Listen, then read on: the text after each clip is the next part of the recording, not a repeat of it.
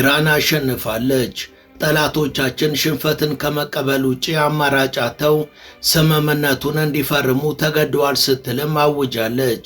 ካለባቸው ያዝለቀቅ ባህሪ አንጻር በሰዓታት ሐሳብ ቀይረው ጦርነት አውጀናል እንደማይሉ ማንም እርግጠኛ መሆን ባይችልም አሜሪካና ኢራን ጦርነቱን ለማቆም የሚያስችል የመግባቢያ ሰነድ ማጠናቀቃቸውን የአሜሪካው መሪ ዶናልድ ትራምፕ በይፋ አረጋግጠዋል። ለእስራኤል አስደንጋጭ መርዶ በሆነው በዚህ ስምምነት መሰረት ተዘግቶ የነበረውና ለዓለም የነዳጅ ንግድ ወሳኝ የሆነው የሆርሙዝ ሰርጥ በ30 ቀናት ውስጥ በድጋሚ ክፍት የሚደረግ ሲሆን የመጀመሪያ ደረጃ የ60 ቀናት የተኩስ አቁም ስምምነትም በመጪው አርብ ሰኔ 12 ቀን በስዊዘርላንድ ጄኔቫ በይፋ ይፈረማል።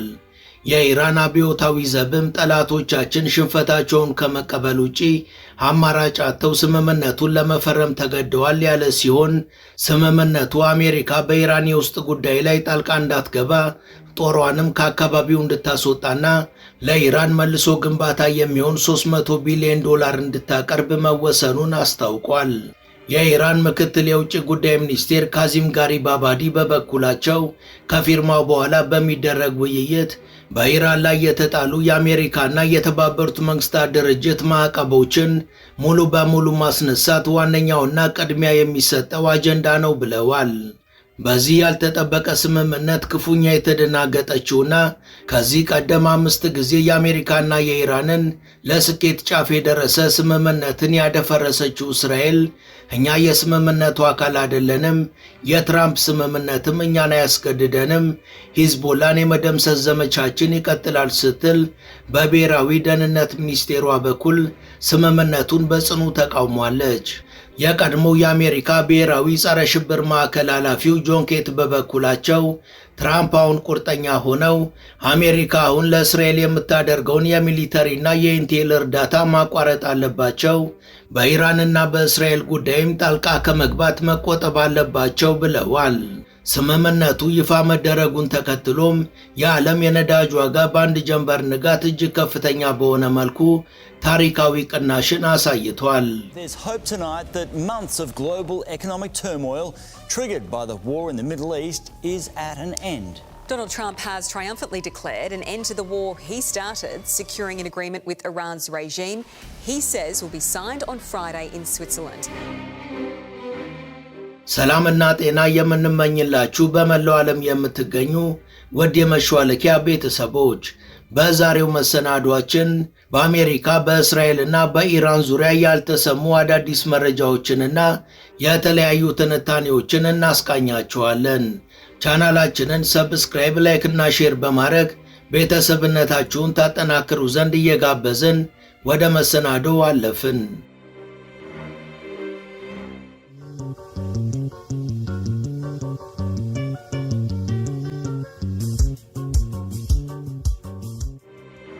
የቀጠናው ነገር እንደ ፔንዱለም ወለም ዘለም እያለ ነው። ትላንት ምሽት ላይ ኢራን እስራኤልን ዶጋመድ እንደምታደርጋት ዝታ ነበር።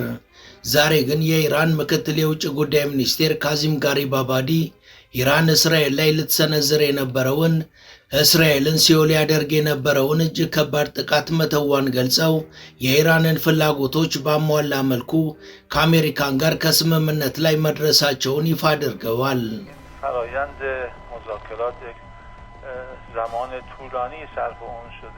እያደረግነው የነበረው የሰላም ስምምነት ረጅም ጊዜን አስቆጥሯል። በቅርብ ሳምንታትም በጉዳዮችና ሁኔታዎች ዙሪያ በፓኪስታንና ኳታር አወያይነት ተነጋግረናል። በዛሬው ዕለትም የኳታር ተወካዮች ቴህራን በመምጣት ስምምነቱ ከዳር እንዲደርስ አድርገዋል። የሰላም ስምምነቱንም የፊታችን አርብ እንፈራረምና ሁሉም የመስማሚያ ነጥቦች ተግባራዊ ይደረጋሉ። በተደረሰው ስምምነት ላይም እኛ ያቀረብናቸው ጥያቄዎችና ነጥቦች በሙሉ ተቀባይነት አግኝተዋል። ካዚም ጋሪባባዲ አክለውም ይህኛ የደረስንበት የሰላም ስምምነት በሁሉም የቀጠናው አካባቢዎች ጦርነትን የሚያስቆምና ሰላምን የሚያመጣ ነው። አሜሪካም የሆርሙዝ ሰርጥን መዝጋቷን ታቆማለች በማለት አስታውቀዋል።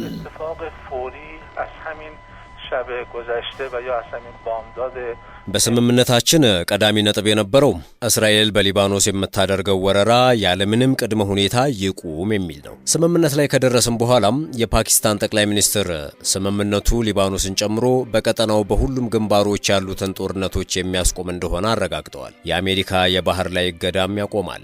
የሆርሙዝ ሰርጥም ሙሉ በሙሉ ክፍት ይሆናል። በሌላ በኩል የኢራን ባንኮች አስተባባሪ ምክር ቤት ለመንግስት ሚዲያዎች በሰጡት መግለጫ በሀገሪቱ 4 ትላልቅ ባንኮች ማለትም ባንክ መሊ፣ ባንክ ተራጃት፣ ባንክ ሳዴራትና የኢራን ኤክስፖርት ልማት ባንክ ላይ የሳይበር ጥቃት መፈጸሙን አስታውቋል። ጥቃቱ የባንኮቹን የጋራ መገናኛ መሰረተ ልማትን የነካ በመሆኑ ለተወሰነ ጊዜ የአገልግሎት መቆራረጥ መፈጠሩንና ነገር ግን ምንም አይነት የደንበኞች መረጃ እንዳልተመነተፈ እንዲሁም አደጋ ላይ እንዳልወደቀ ገልጸዋል። የኢራን የውጭ ጉዳይ ሚኒስቴር ቃል አቀባይ ኢስማኤል በቀኒ በሰጡት መግለጫ ደግሞ የኢራን ሕዝብ ያሳየው ጽናት እስራኤልና አሜሪካ በኢራን ላይ ያቀዱት እኩይ የጦርነት ዓላማ ሙሉ በሙሉ እንዲከሽፍና ሽንፈትን እንዲከናነቡ አድርጓል ብለዋል። የኢራን የድንበር ጥበቃ ኮማንደር በበኩላቸው የሀገሪቷ ድንበሮች በተለይም በምዕራባዊ ክፍል ላይ እጅግ አስተማማኝ በሆነ የደህንነት ደረጃ ላይ እንደሚገኙና የድንበር ጠባቂ ኃይሎችን በማንኛውም ሰዓት ወደ ተግባር ለመግባት ሙሉ ዝግጁነት ላይ መሆናቸውን ይፋ አድርገዋል። በሌላ በኩል የኢራን ከፍተኛ የጦር አዛዥ ብርጋዴር ጀነራል መሐመድ ባቂር ዞልቃድር ባለፉት 47 ዓመታት በተደረገው ተጋድሎ የዓለም የኃይል ሚዛን ስርዓት ሙሉ በሙሉ መለወጡን ጠቅሰው አሜሪካና እስራኤል ካሁን በኋላ በኢራን ላይ የበላይነት እንደሌላቸው ተናግረዋል። ኢራን በወታደራዊውም ሆነ በዲፕሎማሲው መስክ ጥንካሬን ስላሳየች ምንም አይነት ወደ ኋላ ማፈግፈግ እንደማይኖርና ጠላቶቻቸው ከነሱ አቻ የሆነ አቅም እንደሌላቸው በተግባር መረጋገጡን ገልጸዋል። በዲፕሎማሲያዊ ጉዳዮች ልምድ ከነበራቸው ከቀድሞ አመራሮች በተለየ መልኩ ዞልቃድር ሙሉ በሙሉ የወታደራዊና የደህንነት መዋቅር ውጤት በመሆናቸው የሚሰጧቸው መግለጫዎችና ዛቻዎች የሀገሪቷን የጦር ኃይል ቀጥተኛ አቋም የሚያንጸባርቁ መሆናቸውን የቀጠናው ተንታኞች ይገልጻሉ። የእስራኤልና የአሜሪካ ጥምር ኃይል ከዚህ በኋላ ተጨማሪ ወታደራዊ እርምጃዎችን የሚወስድ ከሆነ ኢራን ያቋረጠችውን የሚሳኤል ጥቃት በከፍተኛ ደረጃ እንደምትቀጥልበት የዞልቃድር የዛሬው መግለጫቸው በግልጽ የሚያሳይ ነው።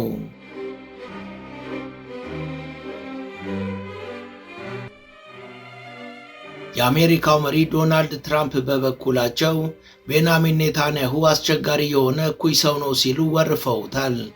ትራምፕ ከኢራን ጋር ስምምነት ላይ መደረሱን ከገለጹ በኋላ ከኒውዮርክ ታይምስ ጋር ባደረጉት ቆይታ ኔታንያሁ በሊባኖስ ላይ እየጨመረ ያለውን ጥቃት በመቃወም የመጨረሻውን ስምምነት ሊያበላሽ ተቃርቧል፣ አደብ ሊገዛም ይገባዋል፣ አለበለዚያ ከባድ ነገር ይፈጠራል ብለዋል።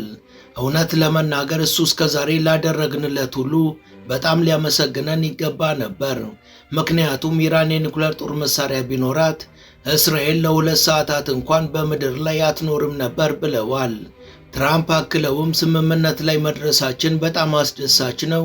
አሁን ያለው የኢራን መንግስትና አመራሮቹ በጣም በሳል ናቸው። ከዚህ በኋላ በኢራን ያገዛዝ ለውጥ ይኑር ብለን አንወተውትም ብለዋል። more reasonable. I actually find them to be smarter, but I find them to be much more reasonable. This is regime change. በአሁኑ ሰዓት ከበፊቶቹ ፍጹም ልዩ የሆኑ አመራሮች ናቸው በኢራን ያሉት። ከቀድሞዎቹ በተሻለ ሁኔታ ምክንያታዊና አሳማኝ ሐሳቦችንም የሚያነሱ ናቸው። ይህ ራሱ የአመራር ለውጡ እውን መሆኑን የሚያሳይ ነው። እኔ ከዚህ በኋላ የአመራር ለውጥ እንዲኖር አልፈልግም። የአመራር ለውጥ አድርጉ ብለንም ከዚህ በኋላ አንጠይቅም። ትራምፕ አክለውም እስራኤል ቤሩት ላይ የፈጸመችውን ጥቃት ወደር የለሽ ነው ሲሉ ኮንነውታል። በአሜሪካና በኢራን መሃል ስምምነት ላይ መደረሱን ተከትሎ ትራምፕ በቤሩት የተፈጸሙ ጥቃቶችን በመኮነን ሁሉም ወገኖች ከመሰል ጥቃቶች እንዲቆጠቡ አሳስበዋል። ትራምፕ ትላንት ምሽት እስራኤል በቤሩት የሰነዘረችውን ጥቃት በማውገዝ በሊባኖስ የሚደረጉ ጥቃቶች በአስቸኳይ እንዲቆሙ ጥሪ አቅርበዋል።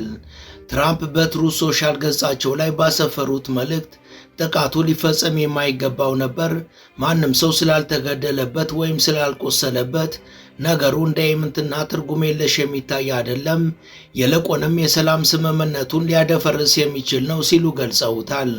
ጥቃቱ በቀጣይ መካካር ሊፈጥርና ዲፕሎማሲያዊ መፍትሄን ሊያደናቅፍ እንደሚችል ያስጠነቀቁት ትራምፕ ቀጠናዊ ስምምነት ላይ መደረሱንና ሊባኖስም በዚሁ ሰፊ የሰላም ማዕቀፍ ውስጥ መካተቷን አጽንኦት ሰጥተው ተናግረዋል።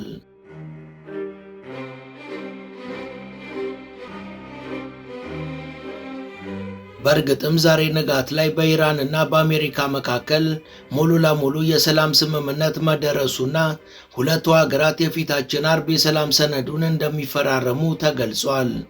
ግና በዚህ ድርድር ዙሪያ የእስራኤል የዘውትር መሰሪነት በስጋት እየታየ ነው። የእስራኤል የፖለቲካ ተንታኙ ጌዲዮን ሌቪ በአሜሪካና በኢራን መካከል የተደረሰው ስምምነት በእስራኤል ውስጥ የእስራኤል ሽንፈትና የኔታንያሁ ግላዊ ሽንፈት ተደርጎ እየታየ ነው ብሏል። ኢራን የኔታንያሁ የህይወት ፕሮጀክት ነበረች። አሁን ደግሞ እስራኤል ከድርድሩ ሙሉ በሙሉ ተገላለች።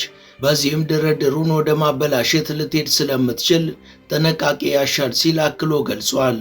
ለምሳሌ እስራኤል በትላንትናው ዕለት በደቡባዊ ቤሩት ዳርቻ ላይ የጀመረችው አስቂኝ የህፃን ጥቃት የዚህ አንዱ ማሳያ ነው ብሏል። አሁን ግን እስራኤል በዚህ ጨዋታ መሸነፏ በጣም ግልጽ ሆኗል ሲል ተናግሯል። ኔታንያሁ ቅድሚያ የሚሰጣቸውን ዋና ዋና የእስራኤል ነገሮችን ለማሳካት ያልቻለው ዘውትር የተኩስ አቁም ስምምነትን ለማበላሸት ስለሚጓጓና ከዛ አንጻር ብቻ ስለሚንቀሳቀስ ነው ያለው ሌቪ አሁን የትራምፕ የቁርጠኝነት ፈተና ይጀምራል፣ ትራምፕም በአቋማቸው ይጸናሉ ተብሎ ይጠበቃል ብሏል። ከኢራን ጋር በተደረገው ስምምነት ትልቁ ፈተና የሊባኖስ ሁኔታ ነበር። ምክንያቱም ኢራናውያን በሊባኖስና በስምምነቱ መካከል አጠቃላይ ትስስርን ፈጥረዋል። እስራኤል አሁንም በሊባኖስ ውስጥ መገኘቷና ከሊባኖስ ለመውጣት ምንም ፍላጎት አለማሳየቷ ጠቅላላ የተኩስ አቁሙ ላይ ትልቅ እንቅፋትን የሚፈጥር ነው ሲል ጌዲዮን ሌቪ ተናግሯል።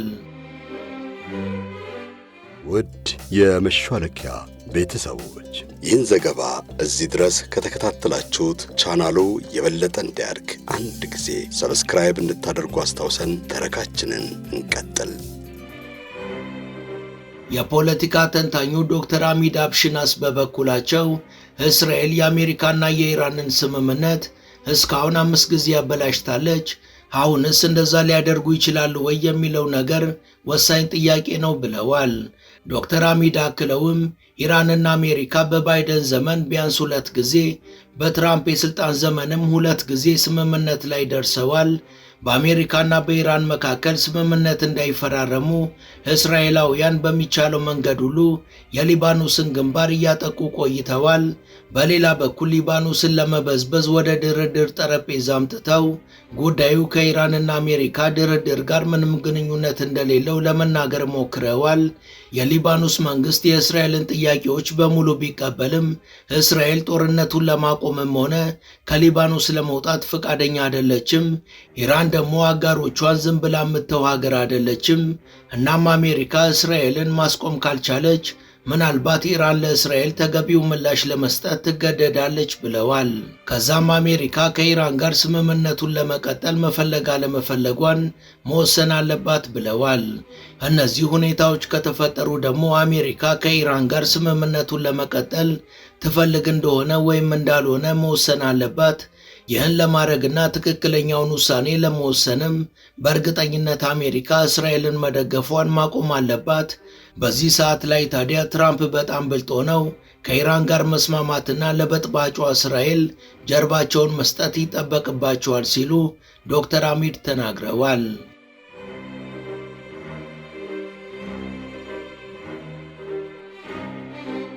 በአሜሪካና በኢራን ዙሪያ ስምምነት ቢኖርም በሆርሙዝ ሰርጥ ላይ መርከቦች ማለፍ ተከልክለው እንደቆሙ ነው። የመግባቢያ ሰነዱ በአሜሪካና በኢራን ቢረጋገጥም በዓለም የባህር ትራፊክ ላይ በጣም ወሳኙ ሰርጥ እስካሁን ሙሉ ለሙሉ ስራውን አልጀመረም። በፋርስ ባህረ ሰላጤ ላይ ከሚገኙ 562 መርከቦች ውስጥ በዛሬው ዕለት አንድ የጥበቃ መርከብ ብቻ በባህር ዳርቻው ላይ ታይቷል። ይህም ግጭቱ ሊያገረሽ ይችላል በሚለው ዙሪያ እርግጠኛ ለመሆንና የፊታችን አርብ ስምምነቱ በይፋ ከመፈረሙ በፊት ጥንቃቄ ለመውሰድ መሆኑን ያሳያል። በአሜሪካና በኢራን መካከል የተደረገው ስምምነት በሁለቱ ሀገራት ባለስልጣናት ዘንድ የተረጋገጠ መሆኑንና በድርድሩ ወቅት ባለ 14 ነጥብ ረቂቅ የውሳኔ ሐሳብ ቀርቦ እንደነበር ተገልጿል። ከረቂቅ የውሳኔ ሐሳቦቹ መሃል በኢራን የውስጥ ጉዳይ አሜሪካ ጣልቃ እንዳትገባ፣ የባህር ላይ እገዳው አብቅቶ ሆርሙዝ ሰርጥን በ30 ቀናት ውስጥ እንደገና መክፈት፣ ከነዳጅ ዘይት ጋር የተያያዙ ማዕቀቦችን ማንሳትና የኢራንን ገቢ ወደ ነበረበት መመለስ፣ ከአሜሪካና ከአጋሮቿ የሚሰጥ የ$300 ቢሊዮን የመልሶ ግንባታ ፈንድ፣ በኢራን የኒውክሌር መርሃ ግብርና ሰፊ የማዕቀብ እፎይታ ላይ ያተኮረ የመጨረሻ ስምምነት ላይ ለመድረስ የ60 ቀናት ድርድር፣ በድርድሩ ወቅት የአሜሪካ ጦር አዲስ ጥቃት እንዳይፈጽም እንዲሁም ማዕቀብ እንደማይኖር፣ በድርድር ጊዜ ከታገዱት የኢራን ንብረቶች $24 ቢሊዮን መልቀቅ፣ የኢራን የሚሳኤል ፕሮግራምና ለክልላዊ አጋር ቡድኖች የምታደርገው ድጋፍ ከንግግሩ ውጪ ይሆናሉ የሚሉት ነጥቦች ይገኙበታል። በድርድሩና በሰላም ስምምነቱ ዙሪያ ዛሬ ጠዋት ከሲቢኤስ ኒውስ ጋር ቆይታ ያደረጉት የአሜሪካው የጦር ኃላፊ ሄክሴዝ በበኩላቸው የሰላም ስምምነቱን እንደተፈራረምን የባህር ላይ እገዳችንን እናነሳለን፣ የሆርሙዝ ሰርጥም ይከፈታል፣ ኢራንም የነዳጅ ዘይቷን እንደ ወትሮዋ ኤክስፖርት ማድረግ ትችላለች ብለዋል።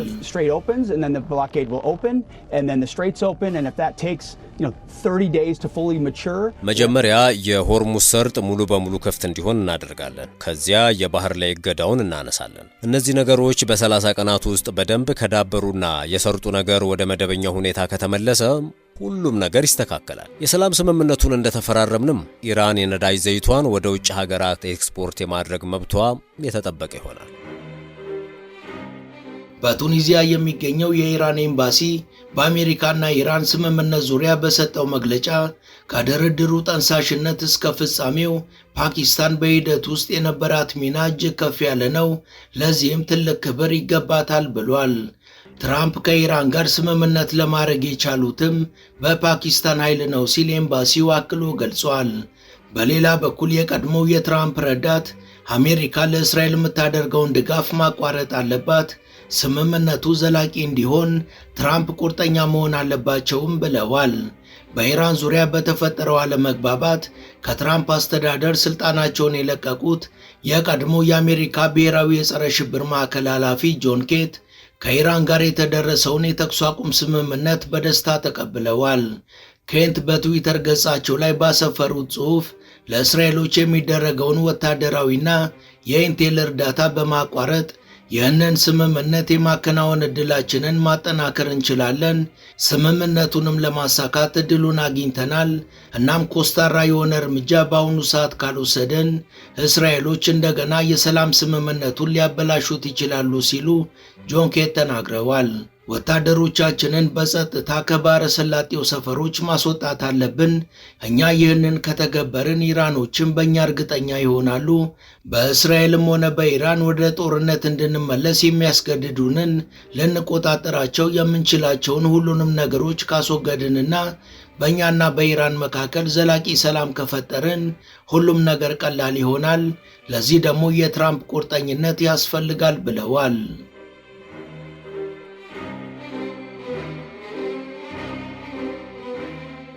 ወደ ቻናላችን ቤተሰቦች በአሜሪካ በኢራን እና በእስራኤል ዙሪያ ስለተከሰቱ አዳዲስ ክስተቶችና ስለወጡ አዳዲስ መረጃዎች ያስቃኘናችሁ የዛሬው ፕሮግራማችን ይህን ይመስል ነበር።